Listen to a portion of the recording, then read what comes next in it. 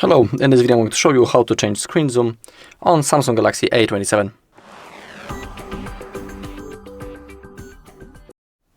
Okay, you need to open up the settings, then scroll down, find display, scroll again until you find screen zoom.